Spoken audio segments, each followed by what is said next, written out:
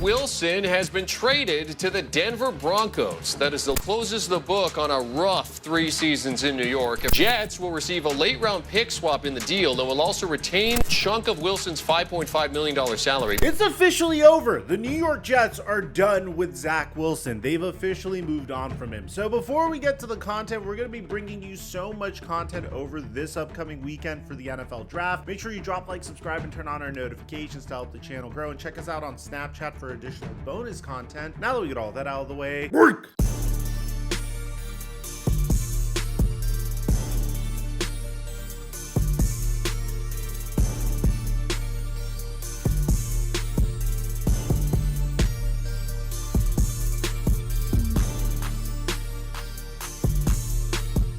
We always make such good money every time PrizePicks does this. All Nikola Jokic needs is 1 point on game 2 of the first round of the Western Conference playoffs, and his square automatically hits, which means we only need to get 1 pick right in order to triple our money. So in order to do this, make sure you go to PrizePicks, create an account, and use my promo code FlightMike to get up to $100 of your deposit matched, or alternatively, click on the link in the description down below. And here are some additional players that you could pair with Jokic. TJ McConnell's a favorite. He only needs more than 11.5 points. He's easily gone over this over the past 5 games that he's played. You could also select Bradley Beal to go over 17.5 points. But personally, I'm not going to make my pick until Monday. I'm going to post my picks onto my Instagram story, and I give away my picks for free on my Instagram story. So make sure you sign up for PrizePicks using my promo code FlightMike to double your deposit, and then follow me on Instagram at @TheFlightMike for free picks. And thank you, PrizePicks, for the sponsor. Mic check 1 2 1 2. What's going on, everybody? I always like to remind New York Jets fans that this situation would have never occurred had the New York Jets lost a simple game to the Los Angeles Rams during the 2020 season. Originally, the New York Jets were the leader in the tank for Trevor Lawrence sweepstakes, but for some reason, they felt like a moral victory over the Los Angeles Rams would do much more for their franchise than tanking fully for Trevor Lawrence. At the end of the day, this victory was enough to catapult the Jacksonville Jaguars to the #1 overall pick and the New York Jets to the #2 overall pick, which is really unfortunate because in this particular NFL draft, Trevor Lawrence was perceived as generational, although recently there's been a question about whether or not he truly is generational, with the rest of the quarterback prospects being a little bit more disappointing, at least in hindsight. The craziest part of all is at the time, Sam Darnold was still on a rookie scale contract. The New York Jets still had a lot of holes to fill on their roster. They could have gone a plethora of different ways in building this team during the 2021 NFL draft. It would have made sense. You could have taken Kyle Pitts, Jamar Chase, Jalen Waddle, Penei Sewell, and it all would have made sense. Personally, I was advocating for the Jets to take Sewell to at least build up the other aspects of their team before deciding to take another project quarterback because Sam Darnold wasn't working out under Adam Gase. But eventually, the Jets decided to chase the pot of gold and select Zach Wilson with the #2 overall pick. Now, the problem with Zach Wilson was in BYU, he was absolutely decimating lesser teams. And while he was playing these lesser teams, he was looking like the next coming of Patrick Mahomes. Now, the combination of him dominating lesser teams at BYU and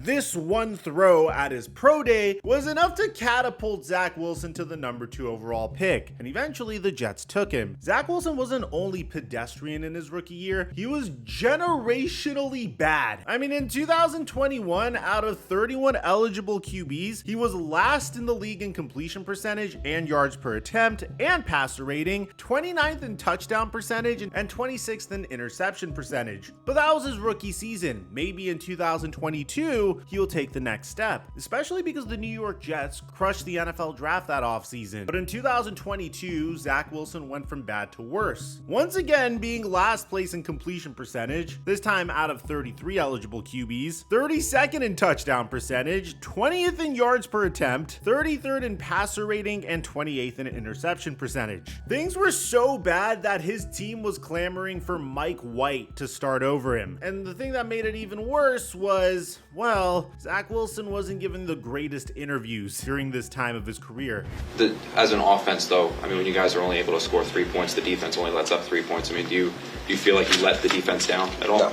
No. Next thing you know, his own wide receiver Garrett Wilson's calling him out. The entire team is done with him, and Zach Wilson's confidence gets shattered. The worst part of all was the New York Jets had a pretty good team built around Zach Wilson. In 2022, they drafted the Defensive Rookie of the Year in Sauce Gardner, the Offensive Rookie of the Year in Garrett Wilson, Jermaine Johnson, who had a breakout season this past year, Breece Hall, who essentially had to carry this offense because Zach Wilson was under center. Pressure was on for the New York Jets to start competing, but Zach Wilson was clearly the individual holding them back. The writing was especially on the wall once the New York Jets traded for Aaron Rodgers, but even then, the Jets weren't willing to give up on Zach Wilson, and honestly, good on them for not doing so. This is an individual that they invested a ton of resources into getting to begin with, so the theory was if they had Zach Wilson sit behind Aaron Rodgers, an individual that he really looked up to, by the way, then maybe he'd be able to develop into a good quarterback. I mean, it's working for the Green Bay Packers and Jordan Love. Maybe it'll work for Zach Wilson. After all, he possesses the tools. He just needed to work on, well, everything. But that would never come to be. Zach Wilson would once again get thrusted into the starting quarterback position once Aaron Rodgers went down with a season-ending torn Achilles. And once again, out of 34 eligible QBs, he'd finished last in completion percentage for the third year in a row, last in passer rating for the third year in a row, 32nd in yards per attempt, 26th in touchdown percentage, and 32nd in interception percentage. Although he did have a valiant effort against the Kansas City Chiefs this past year. This past offseason, though, it seemed very clear that the Jets understood that it was time to move on from Zach Wilson. He was unsalvageable. At this point, he's going into his fourth season in the NFL. There hasn't been any improvement at all whatsoever. It's very difficult to know who failed who. In the case of the New York Jets, they kind of just threw Zach Wilson to the wolves when he clearly was the type of quarterback that needed to sit down for a couple years and learn.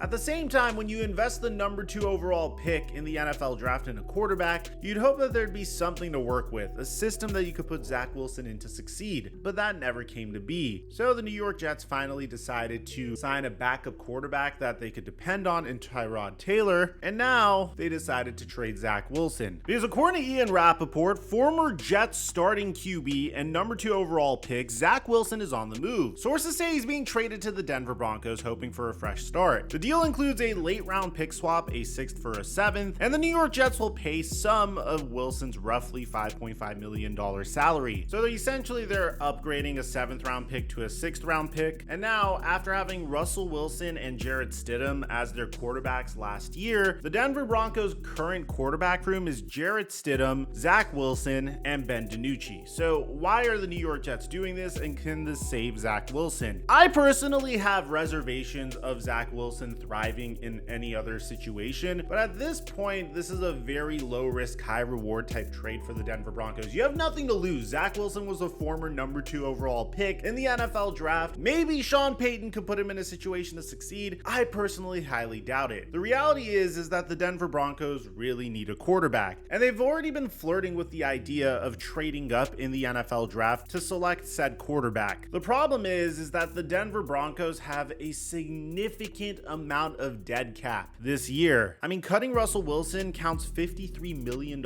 against the salary cap this year, and next year it's going to count $32 million against the salary cap. So it doesn't really make a lot of sense to package multiple first round picks to trade up to select your QB of the future in this NFL draft if you're still going to be incurring significant dead cap charges in future NFL drafts. The strategy here is simple. You have 3 quarterbacks on your roster. You're not really going to be paying them very much between Ben DiNucci, Jarrett Stidham, and Zach Wilson. One of these individuals is pretty much going to be your tank commander, in my opinion, while you try to build up the other facets of your team. The Denver Broncos are officially in a full-scale rebuild. I don't necessarily think this is a good trade or a bad trade, primarily because at the end of the day, it doesn't really matter. The Denver Broncos are probably going to be a top 5 pick in next year's NFL draft, and most quarterbacks would not be able to succeed in the Denver Broncos' current circumstances. And that's nothing against the Broncos at all whatsoever, it makes sense that they're coming to terms with the reality of their situation. They pretty much have to pay off their debt for cutting Russell Wilson. Once all of that is off of the books, then they can start locking in on trying to find their quarterback of the future. The problem is that's not going to happen for another 2 years. So in the meantime, they're just looking for an individual to be their tank commander while they focus on the other aspects of their team. And hopefully in 2 years' time, when that dead cap comes off of the books, or in the off chance that Zach Wilson turns into the next coming of Drew Brees, then they'll start either building around Zach Wilson or they'll take their quarterback of the future in 2 years from now. If that's their plan, then I think they have a lot to look forward to. But it is going to be a rough couple of years. But at least there's a light at the end of the tunnel, and I could support that. At the end of the day, Zach Wilson was selected with the number 2 overall pick for a reason. Maybe being in New York is what held him back so much. Maybe the pressure of being on the New York Jets held him back the most. Maybe a change of scenery or a brand new head coach that is actually offensive minded in Sean Payton as opposed to the defensive minded Robert Saleh, or the inept Nathaniel Hackett, or the overly complex Mike LaFleur is what Zach Wilson needs to succeed. So at the end of the day, I understand the direction that the Denver Broncos are going in, and I understand why they would make this trade. I hope that this trade is exactly what Zach Wilson needs to become a solid player in the NFL. I really don't feel optimistic that it will be though. But let me know in the comment section down below, especially if you're a Denver Broncos fan. How do you feel about the state of your team? How do you feel about this trade? Are you optimistic about Zach Wilson succeeding? Do you rather the Denver Broncos give up multiple first-round picks to move up to select JJ McCarthy in the top 4 of this year's NFL draft? Do you want them to take Michael Penix? Do you want them to select Spencer Rattler later on in the NFL draft? I'd like to hear what you have to say. Aside from that, I'm your boy Mike. I'm dropping our mic until our next upload.